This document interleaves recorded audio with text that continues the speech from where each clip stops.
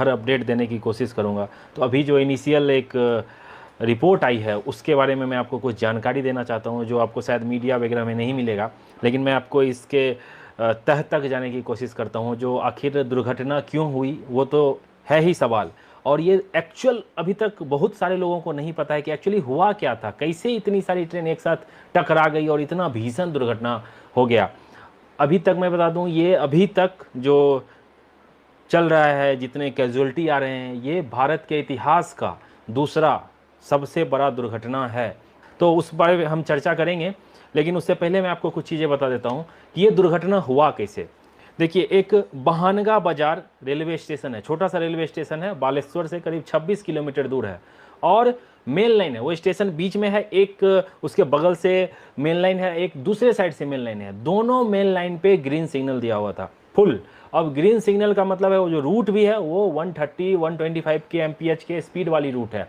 मतलब जो हमारी बेंगलोर से हावड़ा वाली ट्रेन थी, एसएमबीटी से हावड़ा वाली ट्रेन, वो भी अपने फुल स्पीड में जाएगी, और कोरोमंडल एक्सप्रेस वो जो शालीमार से निकल के चेन्नई को जा रही थी, वो भी अपने फुल स्पीड। ग्रीन मतलब लोको पायलट निश्चिंत हैं, जो ग्रीन सिग्नल है हमको कुछ गाड़ी को बस ध्यान रखना है सिग्नल का, गाड़ी अपने top speed maximum permissible speed पे ही चलेगी, तो उस पे जा रही थी।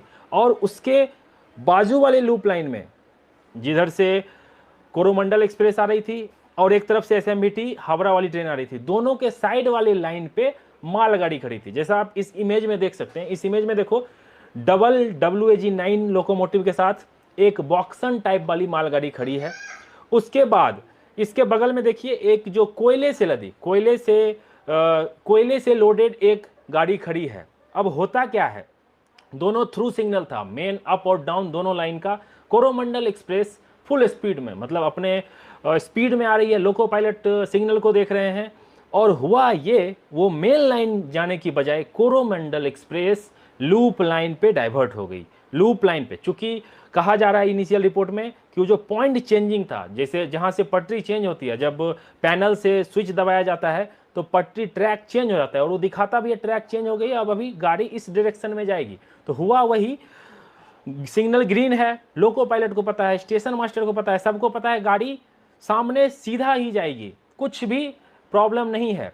हुआ ये, गाड़ी टर्न ले ली। अब ये जांच का विषय है कि ये पॉइंट में क्या खराबी थी, ऐसा कैसे हो सकता है, पता नहीं चला। सिग्नल ग्रीन है और गाड़ी कोरोमंडल एक्सप्रेस लूप में घुस गई।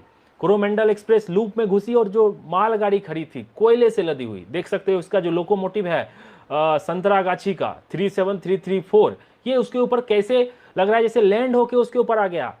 इतना जोरदार टक्कर था ये कि लोकोमोटिव पूरा चढ़ गया। अब आप सोच रहे होंगे, गुड्स ट्रेन खड़ी थी, उसमें जो ट्रेन मैनेजर होंगे, जो ब्रेक वैन होता है उसमें ट्रेन मैनेजर भी तो होंगे, उनके जान का क्या? तो मैं आपको एक बता दूं, वो सुरक्षित बच गए हैं, उनको हल्की फल्की चोटें आई है, शायद वो ब्रेक वैन में नहीं थे, इसकी वजह से उनकी जान बच गई। क्योंकि लगता है गाड़ी खड़ी रहने वाली थी तो वो उतर के कुछ कर रहे होंगे, तो उनकी जान बच गई।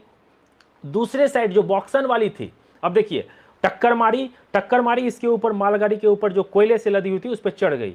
अब इसी दौरान हुआ, दूसरी तरफ से SMBT sir M Visvesvaraya terminal से हावड़ा वाली ट्रेन, वो भी अपने स्पीड में आ रही थी, जब मालगाड़ी को टक्कर मारी कोरोमंडल एक्सप्रेस, तो उसके डब्बे, जो उसके कोचेज थे, देखिए एक चीज और आपको बता दूं, एलएचबी कोच थी, अगर आईसीएफ होती तो सोचो क्या मंजर होता।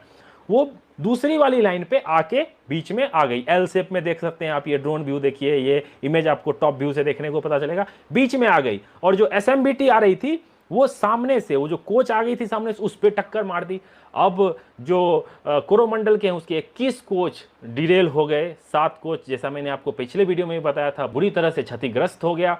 मैं आपको दिखाता हूँ एसएमबीटी का जो कॉम्बिनेशन है वो इस तरीके का था, उसमें से जनरल कोच में कितने लोग होंगे, उसके बाद वाले कोचेज में पूरा लिस्ट है, करीब 3500 जो रेलवे के पास डेटा है, दोनों ट्रेन कोरोमंडल और एसएमबीटी हावड़ा वाली में टोटल 3500 लोग रिजर्वेशन करा के चढ़े हुए थे, उनका ये पूरा डेटा है। और कितने सारे लोग जनरल के होंगे, कितने सारे लोग वेटिंग के होंगे, आप अंदाजा लगा सकते हो। भारत के इतिहास का ये सबसे बड़ा दुर्घटना ना हो जाए, मैं प्रे कर रहा हूँ कि ऐसा ना हो। जितने लोग घायल हैं उसके लिए प्रे कर रहा हूँ। आप देखो लाशों का अंबार लगा हुआ है, ये डेड बॉडी है ना, आप देख के मतलब आपके आंसू छलक जाएंगे, ऐसा ही ये भीषण हादसा हुआ है। सब कोई दुखी है।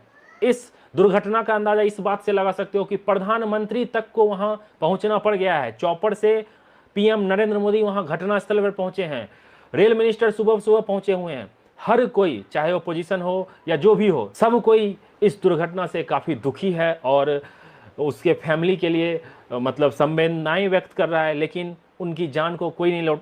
खड़ी मालगाड़ी से जाकर टकरा गए।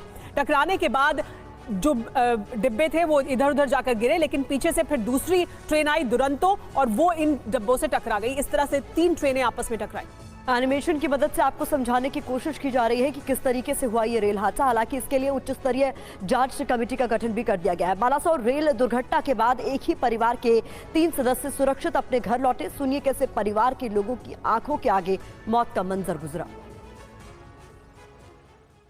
अचानक से इतना बड़ा लगा कि तूफान आया है कि पूरा चक्का उक्का ऐसे ट्रेन पूरा आदमी सब इधर में पूरा दबा गया था, इधर में भी दबाया था। हम लोग तो इधर में बैठे थे, मगर बस पकड़ के बैठे थे थोड़ा। तो जान तो बच गई आपकी। हाँ, हम लोग का लेकिन आप ही के बोगी के अभी भी हम देख सकते हैं कि 6